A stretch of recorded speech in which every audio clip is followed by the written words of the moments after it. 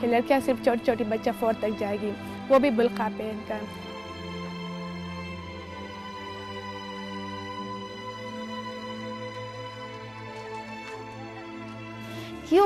کیوں ہمارے ساتھ ایسا ہو رہا ہے؟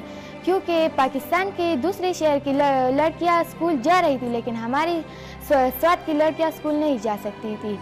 سوات کی بچیاں اپنے مستقبل پر لگے سوالیہ نشان اور طالبان کی جانب سے اسکولوں کی تباہی پر پریشان دکھائی دیتی ہیں۔ آج کل کے زمانے میں تو لنگڑوں، بہروں اور گونگوں کو تعلیم دی جاتی ہے، تو پھر ہمیں کیوں اس زمانے میں دھکیل دیا جا رہا ہے جہاں لڑکیوں کو زندہ دفنایا جاتا تھا؟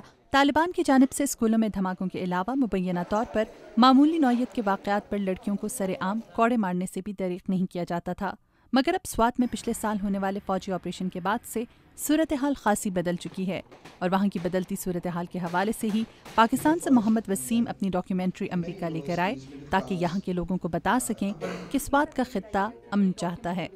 کچھ جیسے میں نے کہا کہ اس ڈاکیومنٹری کو بنے میں 8 سے سال ہو گیا ہے، اور اس وقت جب یہ آپریشن کے بعد گئے تھے حالات وہاں بہت بہتر ہوئے ہیں، پھر درمیان میں کوئی انسیڈنٹ ایسے بھی ہو جاتے ہیں کیونکہ لگتا ہے، پر ایٹ لیسٹ لوگ بہت پر امید ہیں، وہ کھڑے ہیں کہ انہوں نے چیزوں کو آگے لے کے جانا ہے، بچوں کو پڑھانا ہے، اسکولس کے اسٹرکچرز بن رہے ہیں، اینڈ آئی بلیو کہ چیزیں آگے بہتر کی طرف جائیں گی۔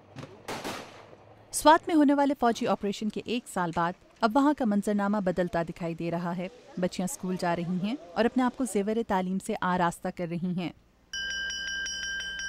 یوں سوات کی گمشدہ رونقیں بحال ہو رہی ہیں اور اسکولوں کی صورت میں علم کے یہ ننھے چراغ تعلیم حاصل کر کے اپنا مستقبل سنوار رہے ہیں۔ میں بہت زیادہ خوش ہوں کہ میں اپنی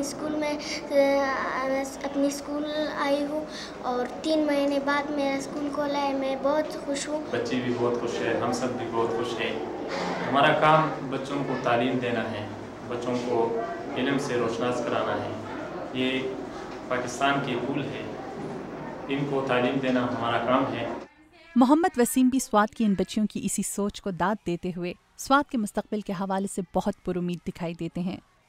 اس وقت اسکول کی بلڈنگز نہیں ہیں، ایک چھت کے اوپر بیٹھ کے یا ٹوٹے ہوئے اسکولوں میں بیٹھ کے وہ اپنی پڑھائی کر رہی ہیں، اور I think that is the hope, کیونکہ وہ آگے چیزوں کو لے کے جا رہی ہیں اور ان کو شاید اب کوئی بھی نہیں روک سکتا، طالبان بھی نہیں۔ اور سوات کا یہی خوبصورت چہرہ محمد وسیم امریکیوں کو دکھا کر انہیں باور کرانا چاہتے تھے کہ سوات کے لوگ بھی تعلیم کو اہم جانتے ہیں اور اس سلسلے میں اب وہ کوئی رکاوٹ برداشت نہیں کریں گے۔